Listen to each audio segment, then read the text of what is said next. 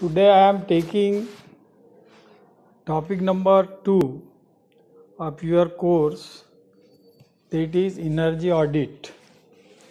So total title of this particular topic is energy management and audit. So first of all we will discuss what is energy management. The term energy management means the effective use of energy to maximize the profit. In any system, the maximum profit if generated from the energy use, then it is known as energy management. So maximum profit from energy use only derived or generated with the help of proper management of the energy. So there are three objectives of energy management. Number one, you can note down, to minimize the energy cost or waste without affecting production and quality. Means in production system, in industries, if we can reduce the energy cost or wastage without compromising with the production and quality, then it is the first objective of energy management. The second objective is to minimize environmental effect. In first topic I have given you the impact of energy use on environment. So if environment is minimum affected by energy use, then this is the second objective of energy management. Then third objective is optimize utilization and procurement of energy. Means according to use or for purpose of use, whatever energy we are procuring, it should be optimum as per the requirement of the system. So when these three objectives are followed according to their definitions, then we can easily manage energy for better output. Means the three objectives of energy management, they will give us maximum output or maximum productivity. That is, without increasing input, we can increase the output of the system. Now energy audit. Energy audit, there is a big terminology which is used with energy audit. Energy audit not only means that electrical energy audit is there, but all type of energy which are used in the field, they are to be audited for their use. Auditing of energy, it is simply the method in which we monitor the energy of different sectors, its economical use, and we want to reduce the wastage as much as possible. So energy audit is basically related with the energy saving, and we can avoid the misuse of the energy. So in any plant, whether it is a generating plant or it is a plant in which energies are used, whether in form of oil, fire, in terms of coal, electricity, in terms of different type of equipment to be operated like transformer, like drives, motors, and all type of equipment, furnaces, ovens, etc. So if we use energy economically for the performance and output of the system, then this is the best way of energy auditing.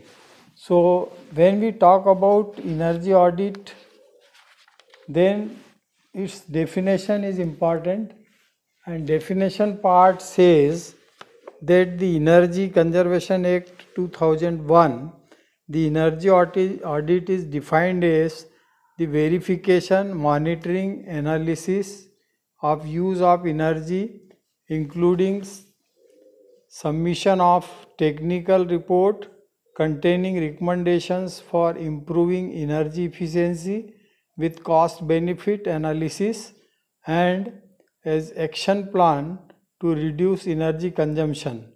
This is a long definition given according to Energy Conservation Act 2001.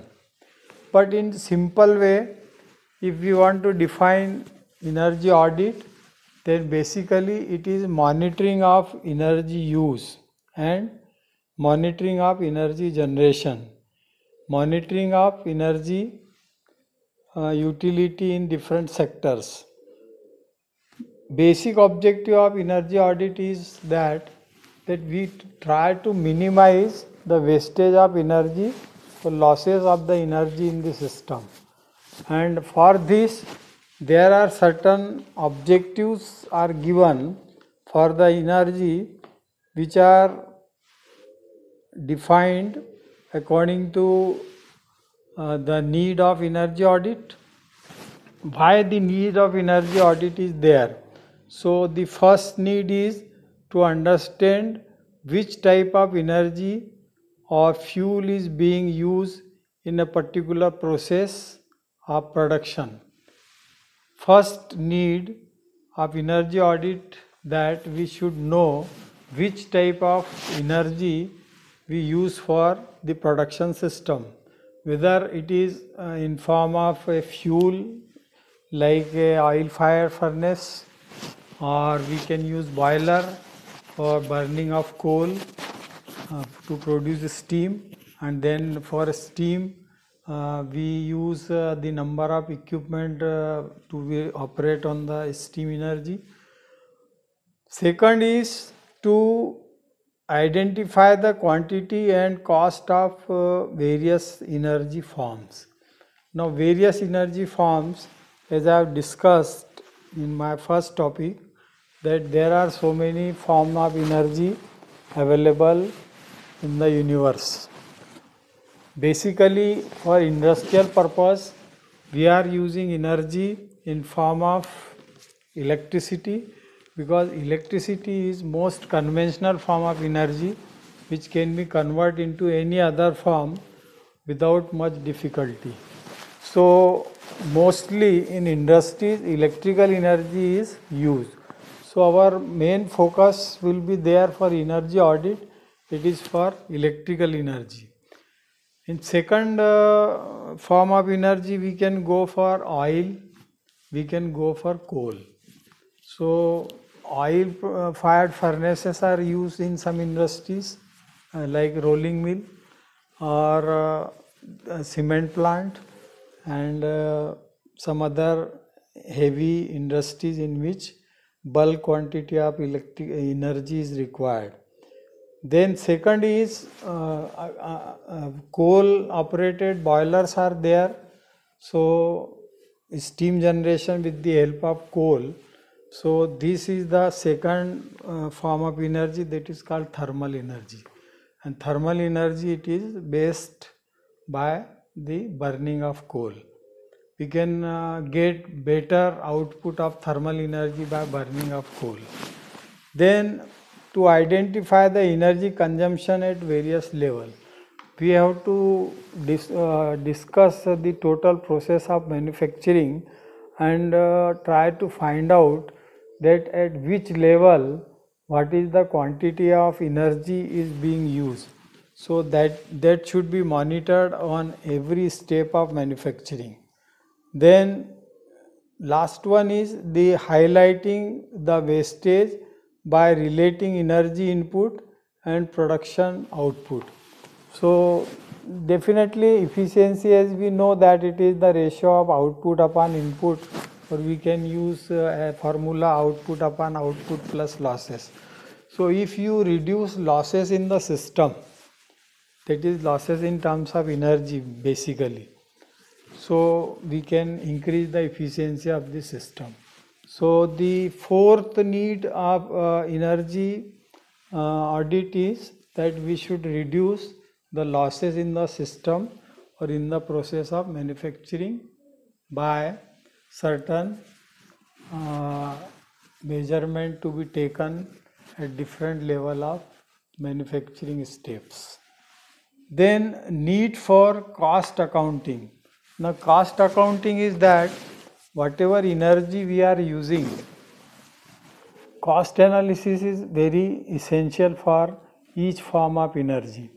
So here cost benefit analysis, we can have a useful information on this, that the first is the profit earned, the optimum that company could earn. Means in any industry we have to find out what profit can be earned by the industry by use of energy in the production system, and that optimum profit should be calculated by the cost accounting. That is the cost of the energy used for production of any product, to running the machine or running the any other equipment which are used for manufacturing process. So we have to find out its optimum use of the energy, and optimum use of the energy will give the optimum cost also. So this is the first in cost accounting of energy need. Then second is which of the products can profit and how much. Now whenever in an industry there are number of products are manufactured, but we have to analyze that which particular product have a cost benefit in terms of energy, means minimum energy used for production and maximum output we can get of the production. So that point will suggest us that we should select which product in which energy requirement is minimum.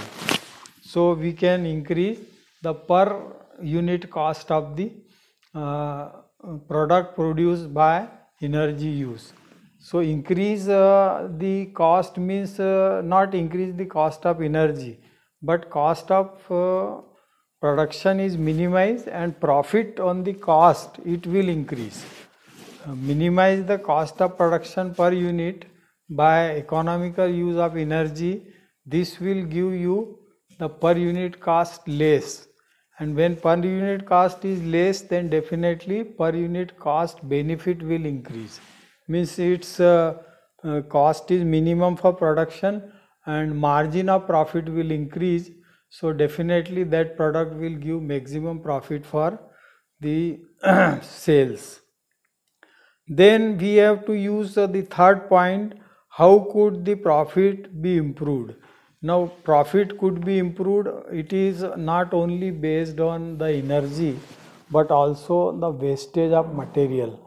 So in process, if we see that if in process material losses are minimum, then they are also give us the maximum profit on the production. So energy is one factor. Second factor is raw material losses, and third factor is manpower losses. So if we control three things, manpower losses, production losses of in terms of wastage of material, and production losses in terms of energy use. So if these 3 points are considered strictly to control the production cost, then definitely the cost per unit of the product it will decrease and profit margin on the product will increase. So this is the basic cost procedure or costing procedure for energy calculation, and how we can increase the manufacturing cost, how we can decrease the manufacturing cost of material or the product per unit production. So these three things are very essential to be considered. So two things are in our hand. Main material cost, it is in our hand to control, but energy cost is not in our hand. It cannot be easily controlled. Main material cost can be easily controlled, but energy wastage cost cannot be controlled easily. There are so many additional equipments are required, there are so many additional precautions are required, there are so many additional informations are required for energy use. Then only you can decrease the cost of the energy for use in the production. Now we have to discuss the next point, the scope of energy audit. What is the scope of the energy audit? So there are so many points given in this. So one by one you can note down the points. The first point is monitoring energy consumption. First point is monitoring the energy consumption. Second point is considering possibility of saving. Second point it is given, it is monitoring the possibility of savings. Say third point is recommending appropriate procedure for bringing down energy consumption. We have to suggest appropriate process by which we can reduce the energy consumption for any process. Then fourth one is the possibility of avoiding losses. Now as I have told you, the losses are calculated in three terms: main, power, material and energy. So in all the three dimensions, if we work, then losses can be reduced. Okay, so this is the fourth point. Then fifth point is detailed analysis of present consumption and the trends. So present consumption of the energy for the production, it should be analyzed with the help of the past record. So we have to see that whether according to past trend the energy consumption is decrease or increase. If it is increased, then you have to take certain steps for reducing the energy use. And if it is decreased compared to the past trend, then it is well in favor of the system. Then sixth point, we have to go review the lighting requirement. Many times what happen in industries, there lot of lighting is done in the yard as well as in the workshop as well as in the factory shed. So we have to analyze that requirement of light is according to the process of manufacturing and maintenance of machinery and plant, how much light is required for the system or for that particular type of industry. So you have to analyze the requirement of the lighting arrangement. So if you can reduce some unnecessary lighting arrangement provided in the industry, then you can easily control the loss of energy in the unnecessary lighting work. Then seventh point is the check capacities and efficiency of the equipments. As per the use of the equipments, maximum in industry we are use drives and motors. So we have to see what is their standard efficiency or working cycle given on in the literature of that particular machine or the motor or drives. According to that, when we actually perform the work on those machines, so we have to check their efficiency, whether it is according to design we are getting or not. If we are not getting, then we try to take a step for its improvement. So in this case, the capacities and efficiency of the equipment, capacity in terms of the working hours or continuous loading, that one machine can be continuously work for 6 hours, 8 hours, 10 hours, whatever it may be, according to its running capacity, and what is the efficiency according to the running capacity. So we have to find out these two things in this particular point, that capacity of running, capacity of loading also, and according to that what is the efficiency of the equipment we are getting. So we should find out those data in which we can have this particular type of uh, information that will give you that at which particular load and how much working period the machine will give the maximum output or maximum efficiency. According to that, we manage for the running of the machine. This is the meaning of this point. Then next point is check working of controls like fire alarms, etc. Then we have to see in this particular point, we have to check working control like fire alarm and all other type of automatic signals which are obtained for different type of operations. So many times what happen, if machine run idle without any work, then also energy use will be wastage. So there are in certain plant, there are alarming system are there. Whenever there is no use of machine to run, then automatically alarm will bell, and this alarm sound will be give attention to the worker or the persons who are working in the system to disconnect the supply from the machine. So alarming system or control system on each machinery or on each process, it should be well designed so that their output can be easily seen, and according to that step can be taken. Then ninth point is there, compare standard consumption to the actual consumption. Now standard consumption is that consumption which is according to the design of the machine. According to design of machine, whatever theoretical data given in the manual of the machine, that is called the standard consumption according to design. And when this particular machine actually work in the system, at that time we have to see what are the data coming in the use pattern. So you compare use pattern data with the help of the standard data of the manual. If they are coming at par or same, then there is no need to have any improvement to be provided in the system. And if suppose according to standard your data for the actual operation is less, or there is you are noticing some loss, then you have to do certain action for improving this particular data for the purpose of comparison. Then next is need for publicity campaigns.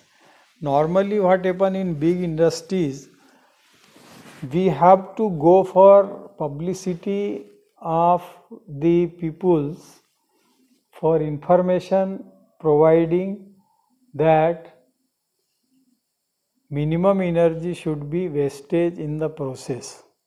So publicity is done for educating the peoples who are working in the industries, whether they are workers, layman workers, or qualified workers, skilled workers, semi-skilled workers, or unskilled workers. They should all be educated for the economic use of the energy, and for that purpose the education campaign should be launched by the industry with the help of running some workshop, some seminar, some posters, or some information given on the notice board, and some information given directly in the form of notices to the workers or the employees working in the system. So they at least inform that how they should use the energy, and whenever there is no use of energy, you switch off the controls so that unnecessary wastage of energy will not take place. So this is only a awareness program by publicity, due to which the persons will be able to educate educate in the field that how they use the energy.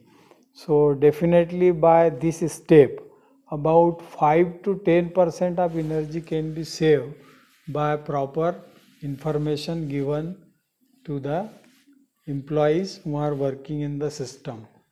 Then the last point is examine the automatic controls.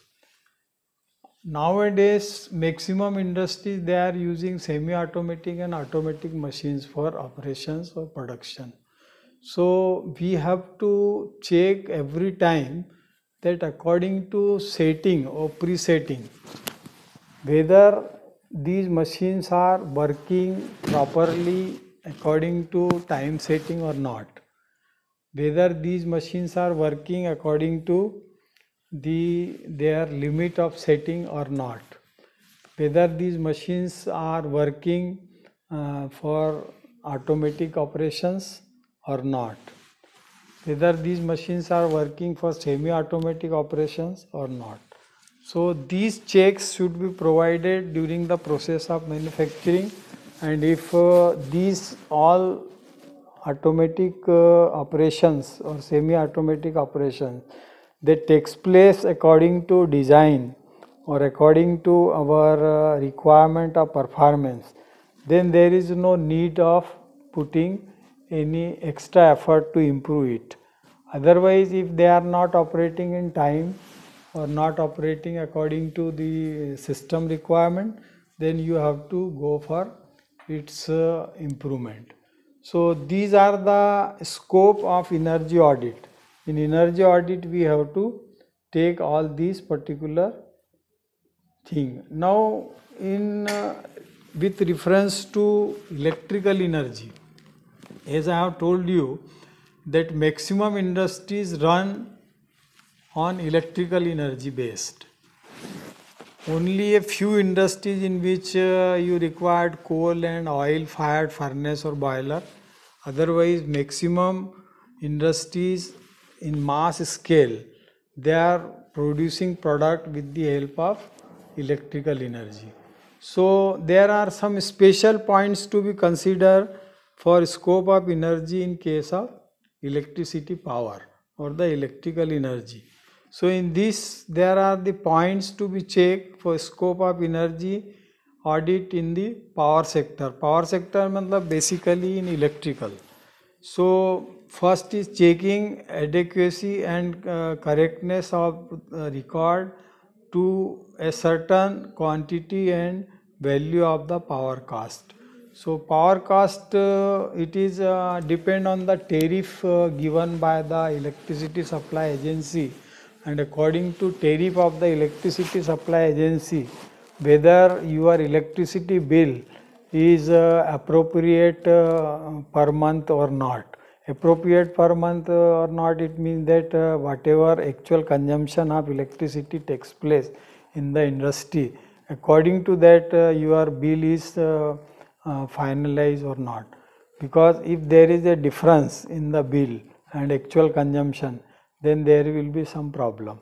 So you have to check that monthly bill which is you receive from the electricity supply agency, it should match with the actual consumption of electricity by your plant. So this comparison should be made for that. That is the measuring of power cost. Second is checking the method of charging to product. Now checking the methods of charging of two products means what happen whenever a machine is loaded, then it is called charging. So when machine is loaded with the help of raw material for its conversion into finished product, so you have to see that proper method should be followed for charging of the product or not. So checking should be there. Suppose a particular motor is giving efficiency at this much percentage of loading. So you have to load that particular motor or machine with that percentage of loading which is given according to manual. So this checking should be carried out every time, that according to for getting full efficiency of the machine, how much loading should be done. So whether it is to be run on 1/4 load, half load, or full load, or 2/3 load, whatever the recommendation is given for best efficiency, the loading scenario should be checked with the help of the manual of the manufacturer of the machine. So this is the checking of the charging of the product. So charging of the product means the loading of raw material on the machine. This is according to the recommendation given of the manufacturer of the machine. Then checking the use per unit of output with standard, if any. Then in this third point, in the case of power, electricity use, what happen, we have to work out the per unit cost of the generation of or production of particular item with respect to energy consumed per day. Per day, suppose you are producing 1000 pieces of a particular product, and for that energy cost is coming 1 lakh rupees. So you divide 1 lakh rupees by 1000 pieces. So you can get per unit cost required for energy use. So according to standard, whatever cost you have worked out by theoretical calculation, it should be matched with the practical result. So that is the point for this checking the uses per unit of output with the standard, if any. So standard, it is derived theoretical calculation standard, and practical derive, it is when actually perform the production, and then you find out the cost per unit. So comparison of both you should take. So according to that comparison, you can find out whether your cost of production economical for per unit cost or not, or whether it is higher than the standards. If it is higher than the standards, then you have to apply certain measures to control it, to bring it within the standard limit. Then next point is indicating power and fuel cost as percentage of the total cost. Definitely total cost of the product, it include material cost, manpower cost, machining cost, energy cost. These all cost we have to work out, and with respect to all cost, we have to find out what is the percentage cost of the energy. So suppose sum of the all cost say 100, and we find out that 20% is coming energy cost, then it is followed for the whole system that for total production cost, the 20% is the cost of energy use. The rest of the cost coming on machining cost, manpower cost, raw material cost, okay, supervision cost or overhead charges. So number of charges are there. So sum up all these charges, and on the basis of that you find out the percentage charges of the energy use. So energy use charges must come about 20 to 30% maximum in any production system. The cost of energy should come 20 to 30% of the total cost of the production. So according to that, you should maintain this particular cost in that limit. Now there are certain steps for energy audit in the methodology of the auditing. So these are the point, that first is interview with the key facility personnel. Whenever you go for energy audit to any industry, then what are the steps to be taken to getting the information regarding the system. So in this, first is interview with the facility person. So facility person means a person who is having total control on the plant. He will have all the information related to the working of the plant. So you should ask all the information regarding production, consumption of energy, etc., what is the capacity of running of the plant, what is the supply power position, what is the kVA rating of the transformer, what is the mode of supply, whether they are HT consumer or LT consumer. So according to that, all information it should be obtained from the key person. Then you have to go for document review. You have to see whatever documents related to all these information given by the key person verbally. You ask the documents for that, and daily whatever information he is telling verbally, it should be verified by the documents provided by the person. So that will give the exact guideline to you to perform the audit. Then facility inspections, it should be there. You have to go for the inspection of the facility provided for energy conservation in that particular industry, and according to that you should take the decision for the audit report. Then staff interviews, you have to also ask from the number of staff they are available or working in the industry. You have to take interview of those staff for put a questionnaire or some question you may frame at the spot and you ask the person. The questions are like that: what is the operating time of the machine, what is the downtime of the machine, what is the loading capacity of the machine, how much the production target per day. So these information can be obtained from the worker or the working person who are working in the system. They can provide exact information because they are doing actual work in the system.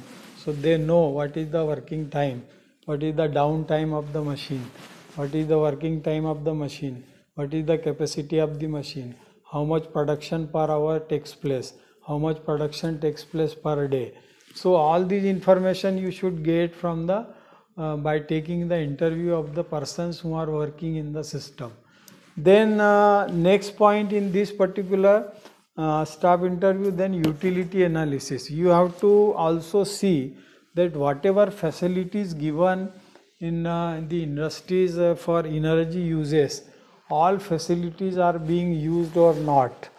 Normally what happen, there are also use of energy for the welfare work of the employees in the system. Say for they are running canteen, so in canteen they are using a refrigerator, or for cool water if they are using water cooler, and other facilities like air conditioners and all that.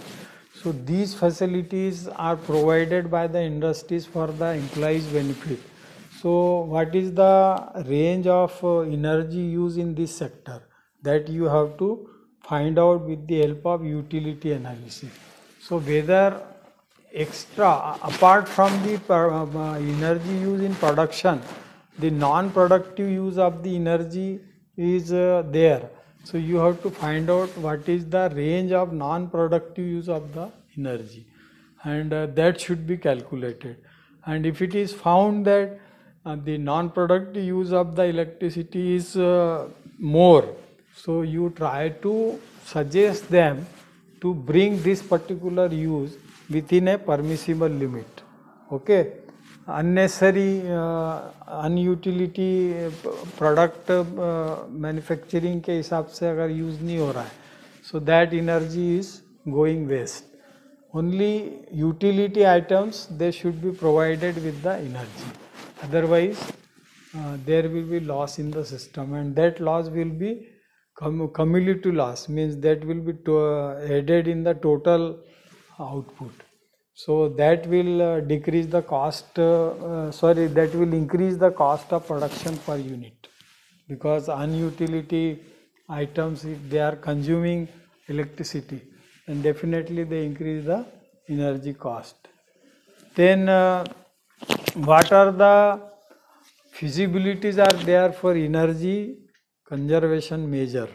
Means suppose in a system, if power factor is of the industry is going low, So what action they have taken to improve the power factor. So this type of energy conservation measure, whether it is provided in the industries or not, that you have also to be inspect. So mainly in electrical power, the energy losses will be there due to lower power factor. So every industry should be informed or should be recommended to put the power factor improvement panel, that should be an automatic panel to improve the power factor or keep the power factor within the limit prescribed by the electricity supply agency. Normally 0.95 to unity, that is the recommended value of the power factor by the electricity supply agency, and if the power factor is less than this, then electricity supply agency will charge an additional penalty to the industry. So to save the penalty from the electricity supply agency, the industry should keep their power factor within the limit recommended by the electricity supply agency, so they can save money, that is in form of penalty charges by the electricity supply agency. So this is the point for that the measures to be taken for conservation of energy. Secondly, if in the daytime if you do not require lighting, so you unnecessary do not switch on the lighting arrangement in daytime. In daytime you are having natural light maximum, so you do not on the lighting arrangement in the industry in the daytime. So you can save in that way the sufficient energy which is uselessly going for lighting purpose. So this type of measures you should see in the industry, whether the industrial peoples they are observing this type of conservation measure for saving up the energy or not. So this is the point. Then economic analysis is to be done. This economic analysis, it is not only on one factor, that is electricity power, but as I have told you, the total economic analysis of the product is done by considering the number of cost, and number of cost means material cost, manpower cost, machining cost, overhead charges, transportation charges. Number of charges are there, total cost will be sum up, and also in that you add the energy cost and then find out the analysis for finding out the per unit cost of production of the product. And per unit cost of the production, when it is done by economic analysis, then definitely profit margin per unit of the product, it will increase if this analysis is properly done. So these are the points, and after noting down all these information, then you go for summarize it. Summarize it means all the information which you have got from the industry's key person and the workers, then you have to write on your diary or in your report all these things in summary form, and then detailed study will be done. So in energy audit process, these are the general information I have given today, in which I have given what are the points to be considered for this particular type of energy audit in any industry. Now what are the actual process of industry's energy audit or energy audit of any system, that I will discuss next time, in which I will give the classification of audit, types of audit, then steps in energy audit, that all will be covered in the next article. In this today I have given the all general information which are needed or required for energy management and the energy audit for any particular type of system, whether it is an industrial system, whether it is a commercial system, whether it is a domestic system. So mostly we will do this type of audit for energy for the industries maximum. Commercial installations are there in which the energy consumption is very large. In that case we can go for their installation analysis for energy consumption or the energy audit. Otherwise maximum energy auditing is done for the industries. So industry is the main factor which we will consider, and whatever points will come in steps of energy audit that I will discuss, these points will be applicable for all type of system, whether they are domestic or commercial or industrial. So for the today this is sufficient, and next time I will take the method of energy audit and their steps, their classification, their types, and how to write the report for energy audit. Thank you.